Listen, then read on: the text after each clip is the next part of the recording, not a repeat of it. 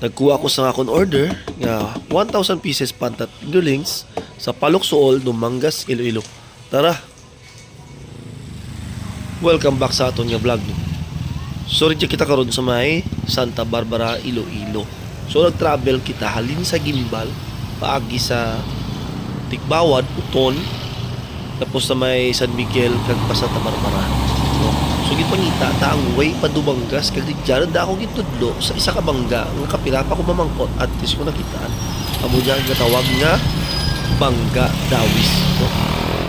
So pagkatapos diyan diretso kita nami lang gid guys ang anda nga karsada pakadto Dumangas no kay ang hindi man gid ko nga 4 lanes 2 lanes lang gid pero ang nami lang kay ang karsada well maintained bala kayo yun tapan kag wala gid kawati mga luhob-luhob kag tapal-tapal.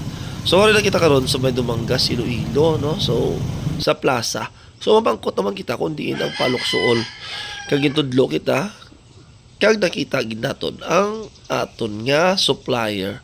So ari na ang aton nga pantat, drag cool.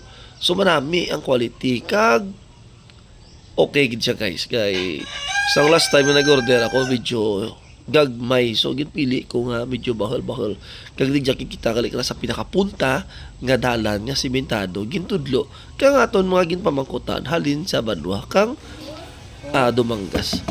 So gin-prepare na guys ang aton nga gin-order gin-repack na so naghambal ako nga daruangan ka plastic mala para hindi sa damag tama kagutok kag hindi tama ka crowded.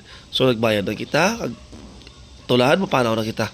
Siyempre kadali kita mauli kay siyempre ma-travel kita ang aton travel gadaan galabot sa isa ka oras kag tunga no. So shout out gid kay Migo no, thank you gid sa pag-assist no, kag thank you gid sa pagdulong ng aton nga pantat.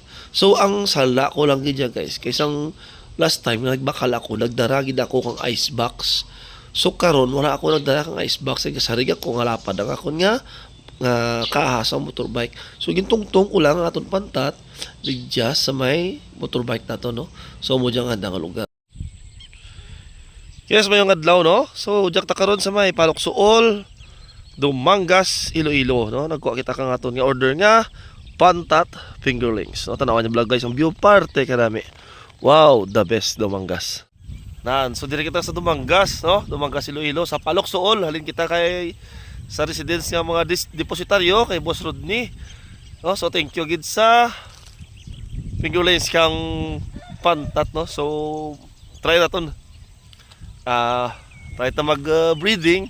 Mag-breeding magano. Magsagod no. Kag pinakadlaw kasi maka-harvest kita kaloyan lang. No. So muli na kita. Naboltaro na aton nga fingerlings. Bye-bye. Pakita ko lang sa inyong lugar tama kanami. Yes, the best.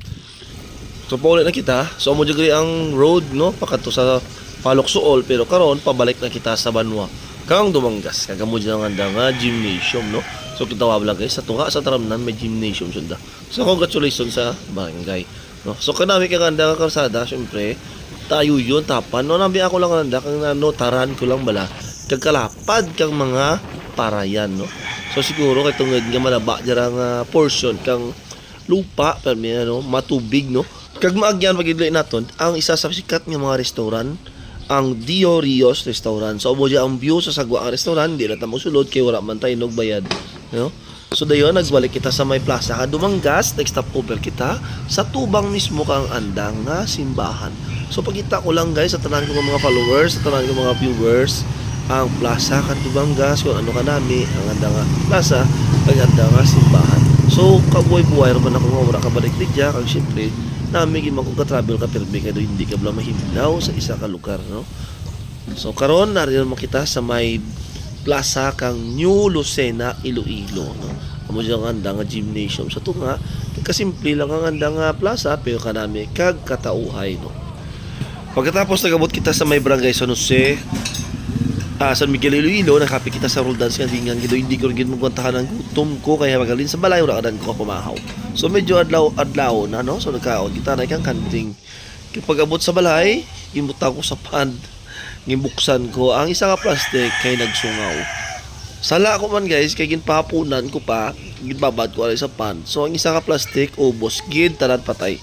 So ginisip ko ang isip ko ang fingerlings mga 550 kabilog. No? Guys, so ares lang guys. So mayad lang kayo may bilin paman nga sa tunga.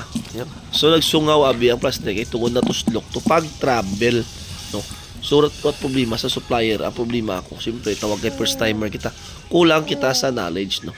So mong nabili na to nga isa ka plastic amo na to lang anggin gibuy-an naton sa pan dito sa wita kastugisan nga aton gina-develop. So kailan na kay siyempre trial na natural gina nga siyempre sa una makasalakaw. At least makashare makadugang maka-idea. So kung may mga idea ka mo kung naman pwede nyo man ma-share kanakan para mapa-improve ko ba nang akon nga gina obra nga pantat farming. Thank you git.